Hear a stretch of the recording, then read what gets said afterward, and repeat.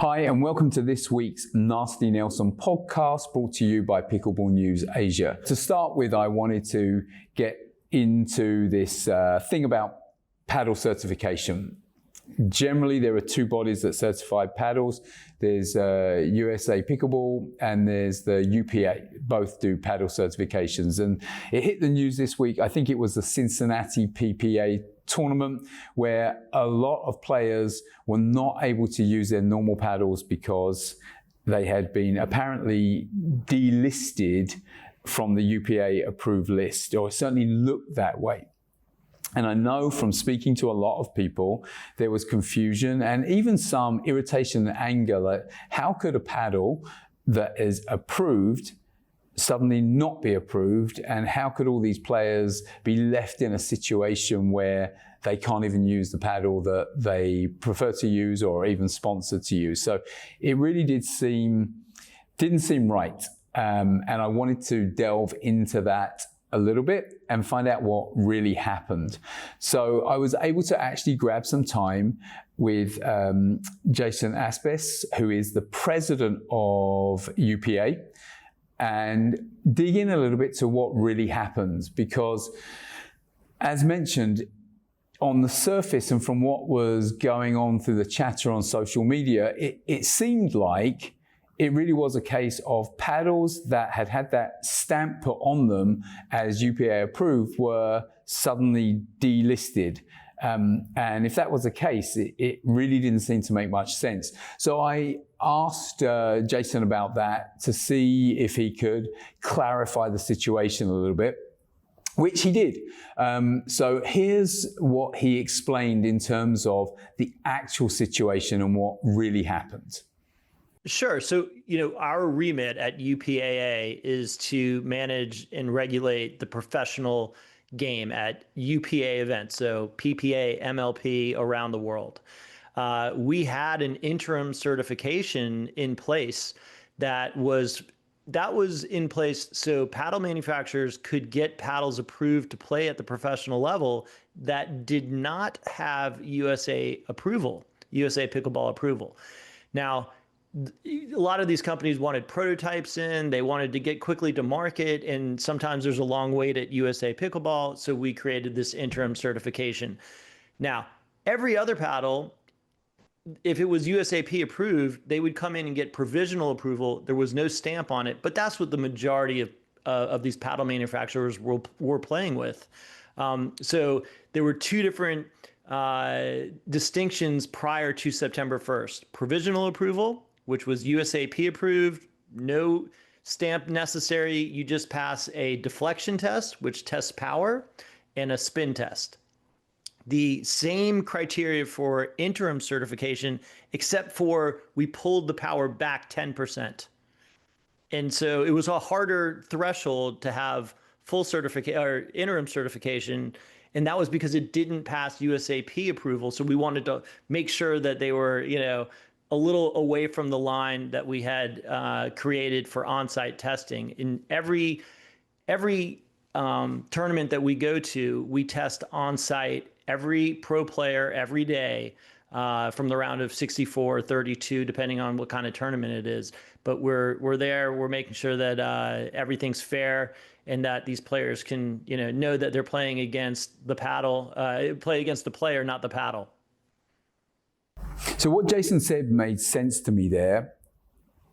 The classifications that were in place for UPA were almost like an interim step to get certain paddles approved for play in PPA and MPL quicker. But it still left me with a question, which was how could these paddles actually have the stamp on them, the approved stamp from UPA, but then still not be allowed to play, or still not be approved for play at that Cincinnati tournament. So I specifically asked him about one paddle which I knew had the stamp on it, and but I also knew was suddenly not allowed to be used for play in that tournament. And I asked him about the Flamingo paddle, and here's what he explained on that. That had an interim stamp. And once again, same thing. It actually had a physical stamp, but it was an interim, and everyone had to have full certification starting September 1st. So once again, similar case as this, they hadn't gotten it fully tested or wasn't in on time, and therefore it wasn't allowed to be played. It has since passed. So now it is on the list, free to play. But at the time, it was not. And so therefore it was not allowed to be in play. Yeah, so if you listen to what Jason's saying, the stamp that I was referring to is an interim stamp, and I think it's identifiable by the fact that it has an A on it, I believe. So even then, it was very clear that that stamp was only valid up until the point at which the full certification needs to happen. So that kind of explained it a little bit more for me, but I was still concerned about, was communication bad here? Because it seemed that this whole thing blew up because there were some complaints on social media by players about, we don't know what paddle to use, we don't know what's going on. So I kind of wanted to level at Jason whether or not the communication was really as strong as it should have been. Again, actually, when you hear what he had to say, I believe that the communication was probably more than adequate, but he has his own views about why it still might have had players with some doubt. And again, here's what he explained about that. A new certification started September 1st, and everyone had to use a paddle that was fully certified. Some paddle manufacturers had gotten their paddles certified. Some paddle manufacturers were wonderful with communicating to their players. Others, not so much. Some didn't get a passing paddle. Some weren't there in time. For whatever reason, some of these paddle manufacturers weren't communicating with their players. I don't know why certain brands were better than others, but everyone was certainly informed. The players were all informed. This didn't come as a surprise to anybody. The players got emails. There's been communication for over a year on when this date was going to be put into play. So shouldn't have come as a surprise to anybody. I know that a couple of players mentioned that they were not aware, but they had the emails. They didn't read them, but everybody had the information presented to them. So based on everything that Jason said, really this whole thing was kind of a storm in a teacup, kicked up by some comments on social media that then got amplified, replicated, but didn't tell the whole story. Very clearly, there was no delisting of paddles. There were paddles that had interim certification with very clear communication from UPA that full certification needed to be by a certain date. Some paddle manufacturers missed that date and didn't communicate it clearly to their players, hence players raising questions on social.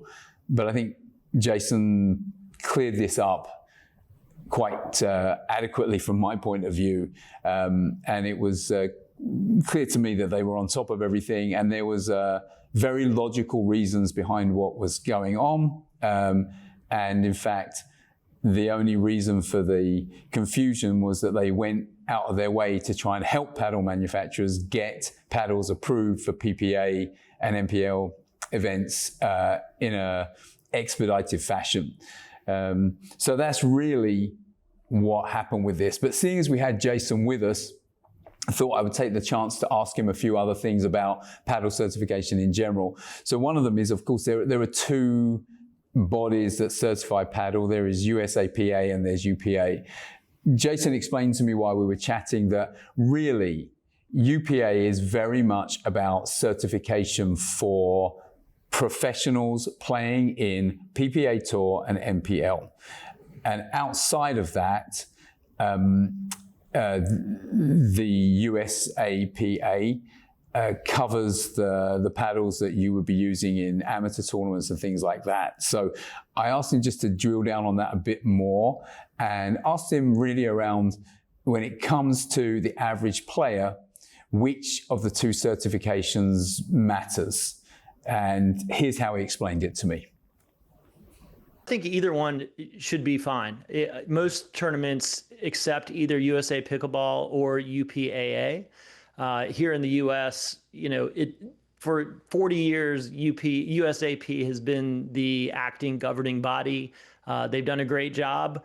In the last few years, as paddle manufacturers have invested a ton in the technology, some of the testing wasn't quite up to speed. And, I think it's been good that we came along to protect the pro game, and it's helped them pick up their game and start testing some of the same metrics, output metrics, performance metrics, to make sure that paddles are fair and safe to play. So I think that if you find either USA Pickleball stamp or a UPAA stamp, you know that you're going to be in good shape. Jason also went on to tell me a couple of other things about the difference between the UPA testing and USA-PA testing of paddles and certification of paddles. One of the really important things that they do with UPA, which is different, is that they simulate the degradation of a paddle, because over time a paddle's performance changes. So they have a machine that kind of crushes the paddle in a way that simulates how a paddle degrades over time. And the interesting thing is that some paddles, as he puts it, decline steeply. Other paddles have a slow decline over time, which he describes as probably the perfect scenario. But about a third of the paddles they test for this simulated degradation, the performance actually shoots up. And so the speed, the power, and the spin actually increases and goes over the limitations they set, which can be, in his view, dangerous. So they look for this because some paddles, the manufacturers would actually know how to do this, so they could submit a new paddle which meets certification, knowing full well that after a few weeks of play, the performance will actually boost. So they look for this. One of the other things they do is they have a portable machine, and in the professional game, PPA Tour and MLP, they're actually testing the players' paddles every day to make sure they're within the limits. So very different elements to what they do to USA-PA certification. Given that I had some time with Jason, I also wanted to ask some other questions that I know are on people's minds. One of the things that people always feel is that the certification process is really just a money-making process rather than really being necessary. And I asked him about that, and I asked him whether he thought that there was a genuine problem with non-certified paddles. And again, his answer is very interesting. I guess it's only really a big problem if someone across from you is playing with one and it hits you in the face. Then it becomes a real problem. And, unfortunately, we only have two eyes. So if you lose one of them, it's significant. I was showing you before, here's two very similar looking paddles, right? This is a brand called Hudef. And if you see there, it says a USA stamp on it. Same looking paddle, but there's no stamp. And when you don't have a stamp, this is an EVA foam paddle. So EVA foam is a foam that has a lot of trampoline effect, and the ball, really trampolines off the paddle. It goes incredibly fast. It's not safe. It's not something I would advise anybody to play with. But if you don't have the right regulation around, and we also see manipulation. We see manufacturers that make things and either fake a stamp, or the paddles will change over time. Some of the honeycomb core paddles can be core crushed. So there are a lot of issues out there, particularly when we're playing for money. People will do what they need to do. And so that's why you really need to have testing. If you're playing in tournaments on site, you need to reference an online catalog to make sure that it is still on the approved list, and make sure that they have a stamp on the physical paddle itself. So I feel that Jason's point about the danger of non-certified paddles is a legitimate one. If the speed of paddles goes unchecked, then yeah, it can be dangerous. I've seen many people hit in the face. I've seen nasty injuries, and the faster the ball travels, obviously, the worse that could become.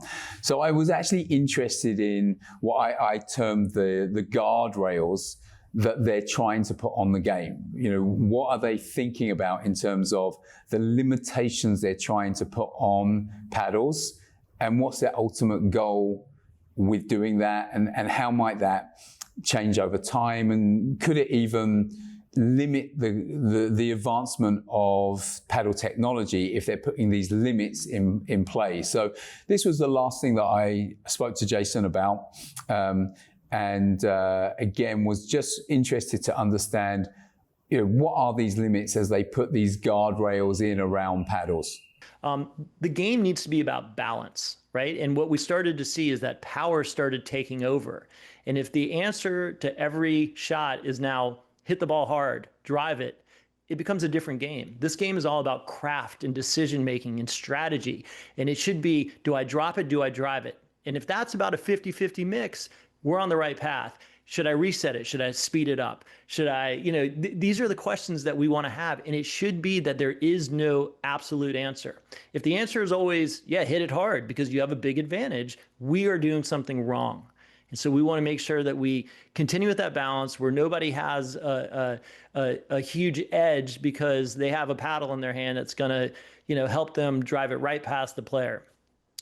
The other thing I'll say is you talked about innovation and you know, that side of it's protecting the integrity of the game, but we always want to have better technology. And just because we're putting a cap on how much spin there can be and how much power there can be, well, those are two parameters that we're not going to see every week get hotter and hotter and faster. That's something that we hope we won't see. And you mentioned something about F1 before, but yeah, at some point we can't keep going faster. At some point we have to stop and say, hey, listen, this is the right speed, but there's so many different ways that you can innovate beyond that, whether it's materials, construction types, the feel that you'll have, the sweet spot getting bigger, and all these new ways that paddle manufacturers can now focus on making a better paddle so the game experience is better, but it's not changing the game itself to the point where it's no longer fun and it's not the thing that we've all fallen in love with, because this game is absolutely magical. It's so wonderful that it could be multi-generational, and you can be out there with a little kid and a grandparent, and the grandparent might be much better. But if we allow for these things to get a little bit out of control, you start to see how that game tips a little bit, and it's not quite the same thing that we all fell in love with. Yeah, I found what Jason had to say very interesting. I'd actually met Jason once before at the first PPA in Malaysia. He was over here. I know he spent a lot of time in Asia himself working in the past. So he came over to the PPA Malaysia that took place a few weeks ago.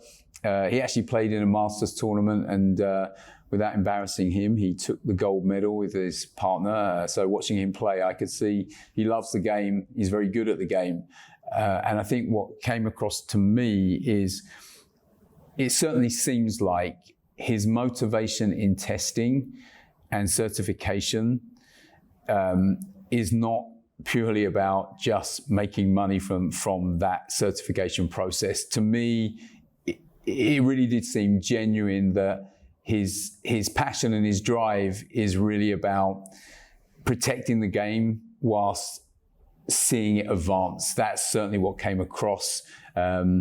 And maybe you see it differently, but maybe you see it the same way. But I was encouraged by what he had to say, and really kind of supportive of his passion and what seems to be driving him. So with that, that's going to bring me to the end of this week's podcast. I hope you enjoyed it. Please do subscribe to the channel if you did, and don't forget to check out our daily news on pickleballnewsasia.com.